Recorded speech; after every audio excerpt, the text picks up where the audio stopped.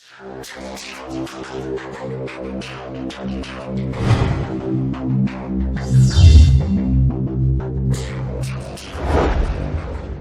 देवियों सज्जनों, आप सभी दर्शकों का S25 पर हार्दिक स्वागत है। आज हम चर्चा करेंगे मंगल और मंगल दोष के बारे में। ये जानेंगे कि मांगलिक होना और मंगल दोष होना, इन दोनों में फर्क क्या है, इन दोनों में अंतर क्या है। बहुत से लोग इस भ्रम में रहते हैं कि ये दोनों ही एक ही चीज है, ये दोनों सेम चीज है, और यहीं पे ये लोगों से गलती हो जाती है क्योंकि ये दोनों अलग चीजें होती हैं। बहुत सारे ऐसे ज्योतिषी भी हैं जो इस चीज को सही तरीके से नहीं देखते, और इसी कारण लोगों में इस चीज का बहुत ज्यादा भय है कि कोई भी व्यक्ति यदि मांगलिक होता है तो उसे बहुत ज्यादा भय होता है कि मेरी कुंडली में कोई गड़बड़ी है, मेरी कुंडली में कोई दोष है। मांगलिक होना और मंगल दोष का होना दोनों अलग अलग बातें हैं, दोनों अलग अलग कॉन्सेप्ट्स हैं, और इन दोनों के बारे में जानेंगे अब। और इनसे आपको पता चल सकेगा कि दोनों में फर्क क्या है, अंतर क्या है, क्योंकि मांगलिक होना और मंगल दोष होना दोनों ही भिन्न भिन्न चीजें हैं। आप जानते हैं कि मांगलिक क्या होता है। जब भी किसी भी व्यक्ति की कुंडली में मंगल पहले, दूसरे, चौथे, सातवें, आठवें या 12वें भाव में से किसी भी एक भाव में विराजमान होता है, स्थित होता है, तो उस व्यक्ति को हम बोलते हैं मांगलिक है। मांगलिक होना सिर्फ ये बताता है कि मंगल इन भावों में बैठा है, पहले, दूसरे, चौथे, सातवें, आठवें और 12वें भाव में से किसी भी एक भाव में यदि मंगल है तो व्यक्ति मांगलिक कहलाता है। पर इससे यह पता नहीं चलता कि व्यक्ति की कुंडली में मंगल दोष है कि नहीं। मंगल दोष का होना तब होता है जब मंगल पीड़ित हो कुंडली में, जब इन भावों में मंगल स्थित हो और मंगल नकारात्मक ग्रहों से पीड़ित हो, तब मंगल दोष होता है। सिर्फ किसी भी ग्रह के किसी भी भाव में बैठ जाने से, स्थित हो जाने से दोष उत्पन्न नहीं होता। दोष मतलब किसी भी चीज में गड़बड़ी, कोई एनोमली जिसे हम बोले वो आ जाए। तो दोष तब आता है जब किसी भी ग्रह पे नकारात्मक प्रभाव हो, ग्रह पीड़ित हो। जब तक वो पीड़ित नहीं है तब तक हम दोष नहीं कह सकते। इसलिए मंगल दोष तब उत्पन्न होता है जब मंगल इन भावों में बैठा हो, इनमें से किसी भी भाव में, पहले, दूसरे, चौथे, सातवें, आठवें और 12वें भावों में से किसी भी एक भाव में मंगल बैठा हो और उसके ऊपर नकारात्मक प्रभाव हो। कई सारे ऐसे जो कंडीशंस होती हैं जिनके अंतर्गत मंगल दोष में आ जाता है, और वो कंडीशंस कौन सी है उनके बारे में जानते हैं। वो स्थितियां कौन सी हैं जिसमें मंगल दोष उत्पन्न होता है।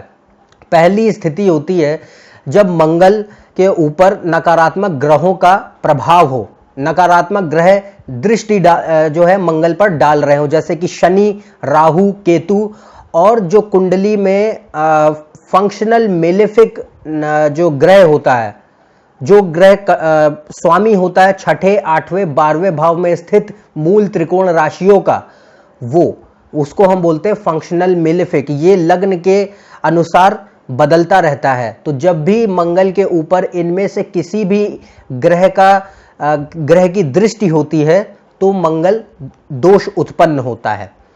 फिर दूसरी स्थिति मंगल दोष की तब बनती है जब मंगल इनमें से किसी भी भाव में बैठा हो और मंगल के साथ में जो नैसर्गिक शत्रु ग्रह हैं वो बैठे हों, जैसे कि शनि, राहु और केतु।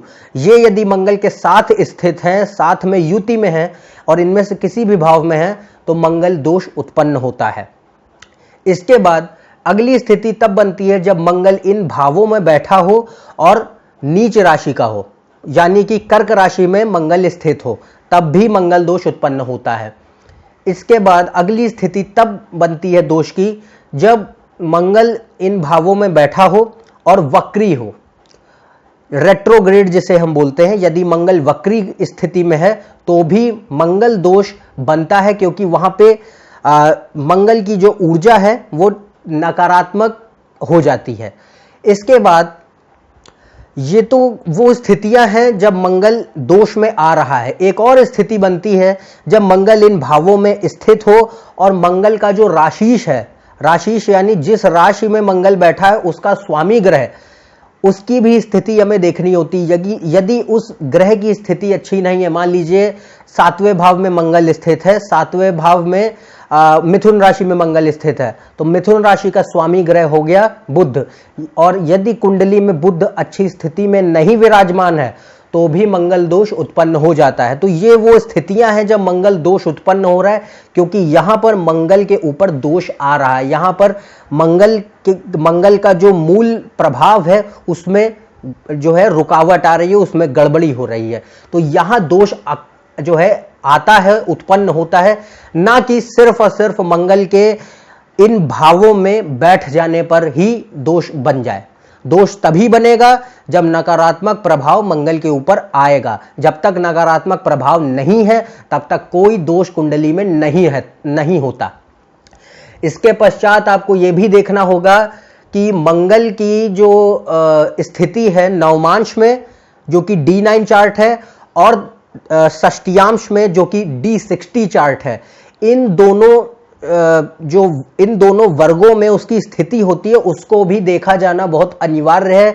क्योंकि यदि मंगल इन दोनों वर्गों में अच्छी स्थिति में है और यदि आपकी कुंडली में मंगल दोष उत्पन्न हो भी रहा है, तो समय के साथ साथ मंगल के अंदर जो है नकारात्मक ऊर्जा कम हो जाएगी और वो नकारात्मक जो परिणाम होते हैं वो देना कम कर देगा।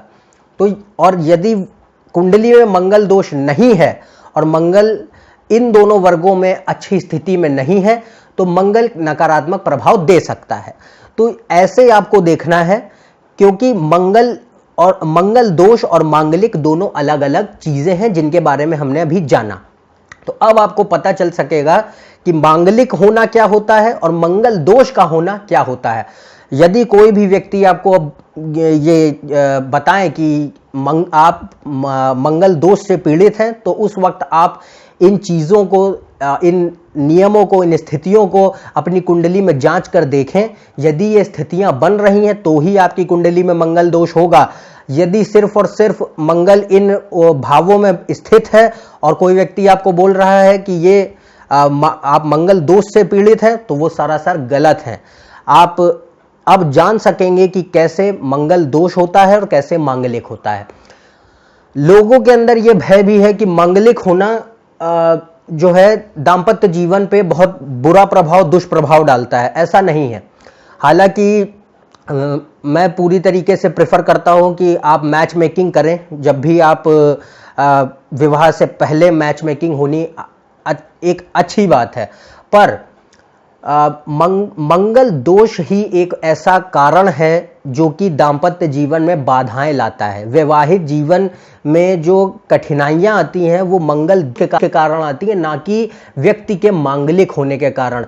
मांगलिक होना व्यक्ति की कुंडली में उसमें ऊर्जा तो बढ़ाता है पर नकारात्मक प्रभाव नहीं देता।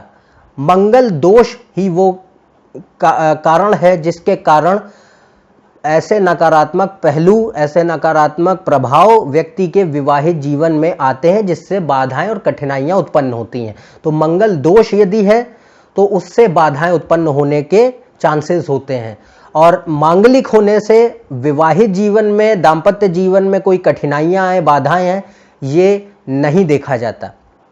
तो अब आप जान सकते हैं कि कैसे आपको देखना है। मांगलिक और मंगल दोष दोनों अलग अलग चीज़ें हैं, और इसको आप ध्यान से अब हमेशा के लिए याद रखें कि मंगल दोष और मांगलिक दोनों अलग अलग हैं। मांगलिक सिर्फ और सिर्फ ये होता है कि व्यक्ति की कुंडली में मंगल किसी भी इन भावों में स्थित है, पहले, दूसरे, चौथे, 7वें और 8वें और 12वें में से।